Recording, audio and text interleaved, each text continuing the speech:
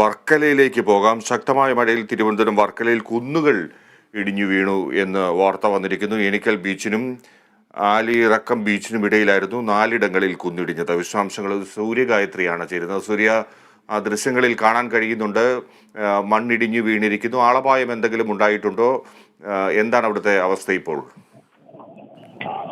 വർക്കലയിൽ ഈ കുന്നിടിയുന്നത് ഒരു സ്ഥിരം കാഴ്ചയായിട്ട് മാറുകയാണ്. കഴിഞ്ഞ തവണയും ഇത്തരത്തിൽ മഴ ശക്തമാകുന്ന സാഹചര്യത്തിൽ പലയിടങ്ങളിലും കുന്നിടിഞ്ഞു വീഴുന്ന സാഹചര്യം ഉണ്ടായിരുന്നു. ഇത്തവണ പെയ്ത മഴയിൽ തന്നെ വർക്കല ക്ലിഫിന്റെ ഒരു ഭാഗം ഇടിഞ്ഞു വീഴുന്ന സാഹചര്യം ഉണ്ടായിരുന്നു. അതുകൊണ്ട് തന്നെ അങ്ങോട്ടേക്കുള്ള യാത്രകളും വിനോദസഞ്ചാരികൾക്കുള്ള പ്രവേശനവും ഒക്കെ തന്നെ നിയന്ത്രണ വിധേയമാക്കിയിട്ടുണ്ട്. ഇപ്പോൾ ഇന്നലെ പെയ്ത ശക്തമായ മഴയിലാണ് വർക്കലയിൽ വീണ്ടും കുന്നുകൾ ഇടിഞ്ഞു വീഴുന്ന ഒരു സാഹചര്യം ഉണ്ടായിട്ടുള്ളത്. ഏണിക്കൽ ബീച്ചിനും ആലിയിറക്കം ബീച്ചിനും ഇടയിലാണ് ഇത്തരത്തിൽ കുന്ന് ഇടിഞ്ഞു പോയിട്ടുള്ളത്. 4 ഇടങ്ങളിൽ കുന്ന് ഇടിഞ്ഞു പോയി എന്നൊരു വാർത്തയാണ് ലഭിക്കുന്നത്. ആളപായം ഒന്നും ഉണ്ടായിട്ടില്ല. പക്ഷെ ഇങ്ങോട്ടേക്കുള്ള പ്രവേശനം നിയന്ത്രണ വിധേയമാക്കിയിട്ടുണ്ട്. 30ഓളം മീറ്റർ താഴേക്ക് ഈ കുന്ന് ഇടിഞ്ഞ് വീഴുകയായിരുന്നു.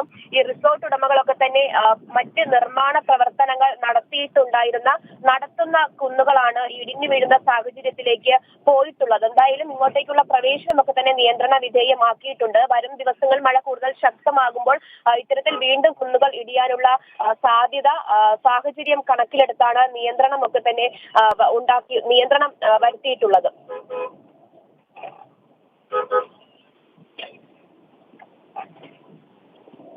തിരുവനന്തപുരം വർക്കലയിലാണ് കുന്നിടിഞ്ഞ് വീണ് അപകടമുണ്ടായിരിക്കുന്നത്. എന്തായിരിക്കും, ആർക്കും പരിക്ക് പറ്റിയിട്ടില്ല. കഴിഞ്ഞ ദിവസങ്ങളിലും ഇതുപോലെ കനത്ത മഴയിലും മറ്റും കുന്ന് ഇടിഞ്ഞു വീണിരുന്നു. ഇതിപ്പോൾ അവിടെ സ്ഥിരം ഒരു സംഭവമാവുകയാണ്.